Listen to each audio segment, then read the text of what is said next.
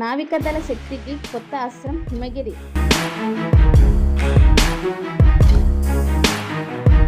భారత నౌకాదళానికి కొత్తగా చేరిన ఆధునిక గైడెడ్ మిసైల్ యుద్ధ నౌక హిమగిరి ఇప్పుడు సముద్రంలో శత్రువులను గడగడలాడించనుంది. పశ్చిమ బెంగాల్లోని కోల్కతాలో garden reach ship builders and engineer నిర్మించిన 3 నౌకల్లో ఇది మొదటిది.